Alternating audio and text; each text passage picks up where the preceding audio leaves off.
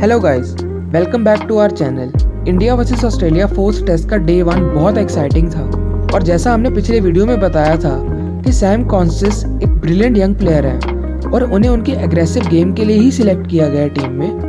उन्होंने आज अपने पहले मैच में ही बहुत बड़ा इम्पैक्ट शो किया है। इसके अलावा उनका और विराट कोहली का एक फिजिकल ऑल्टरकेशन भी ऑफ फील्ड पर, तो इसमें किसकी गलती थी और आईसीसी ने विराट को इसमें क्या सजा दी, इस पर भी बात करेंगे। इसके अलावा इंडियन टीम ने आज फील्ड पर कौन सी ट्रिक्स मिस की और ये जो अजीब टीम सिलेक्शन चल रही है इंडियन टीम की, इस सब पे बात करेंगे इस वीडियो में। As this is our video on India versus Australia fourth test day 1 analysis. Please video को पूरा देखें और लाइक के बटन को दबा दें। स्टार्ट करते हैं आज के दिन के हीरो से, सैम कॉन्स्टेंस। क्या प्लेयर है यार वो। कौन सोच सकता था कि जो काम बड़ों से नहीं हो पाएगा वो एक 19 साल का डेब्यूटेंट करके दिखाएगा। उन्होंने आज शुरू से ही बुमराह और बाकी सब इंडियन बॉलर्स को अटैक किया और सेट नहीं होने दिया। ऐसा लग रहा था एक टाइम पर कि शायद कोई वनडे मैच चल रहा है। पूरी सीरीज में बुमराह छाए रहे हैं, पर सडनली एक लड़का आता है और वो टेस्ट मैच के पहले दिन के पहले सेशन में बुमराह को कभी स्कूप कर रहा है और कभी रिवर्स स्कूप कर रहा है। और इतना ही नहीं, उन्होंने डाउन द ग्राउंड बुमराह को एक शॉट मारा जो कि मेरे लिए शॉट ऑफ द डे था। अभी तो बस एक ही इनिंग्स हुई है, बट नेक्स्ट टाइम मैं उनको बैटिंग करता देखने के लिए फिर से एक्साइटेड रहूंगा।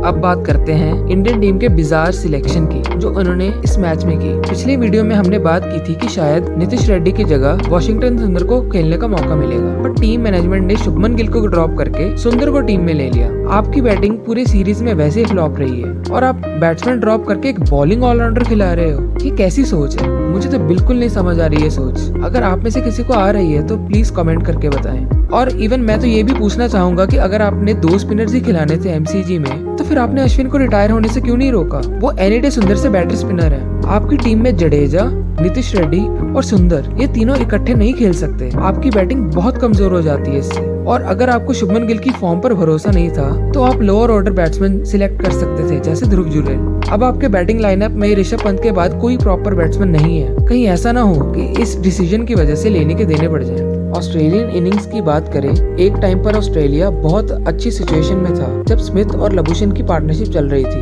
बट उसके बाद लास्ट सेशन में 4 विकेट्स लेके इंडिया एक मिनी कमबैक कर लेती है। पर फिर भी इस पिच पर लास्ट बैटिंग इंडिया को ही करनी है, तो कल ऑस्ट्रेलिया को जल्दी से जल्दी आउट करने की कोशिश करनी पड़ेगी। बॉलिंग में एज ऑलवेज बुमराह ही हीरो रहे। उन्होंने आज 3 विकेट्स ली। आकाशदीप, जड्डू और सुंदर को भी एक विकेट मिला और सिराज ने एक बार फिर से एवरेज बॉलिंग ही करवाई, क्योंकि उनका मेन काम आजकल बॉलिंग करवाना नहीं बल्कि टोटके करना है।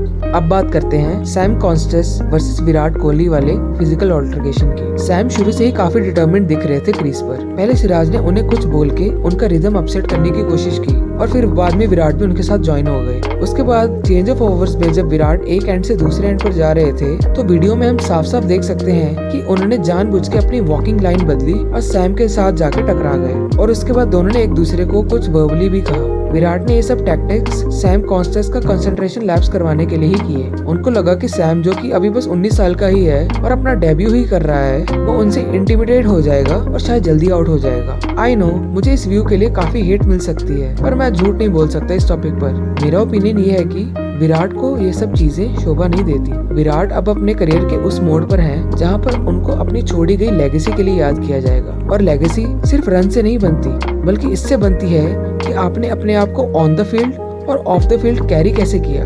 आप जब सचिन को याद करते हो तो उनके ऑन फील्ड कंट्रोवर्सी का कोई भी किस्सा आपको याद नहीं आता, और फिजिकल ऑल्टरकेशन तो दूर दूर तक नहीं। अगर कोई डिफेंड करना चाह रहा है विराट को इस इंसिडेंट के लिए, तो जस्ट एक बार सोच के देखो कि कोई ऑस्ट्रेलियन प्लेयर हमारे डेब्यूटेंट के साथ ऐसे करता तो हमें कितना गुस्सा आता।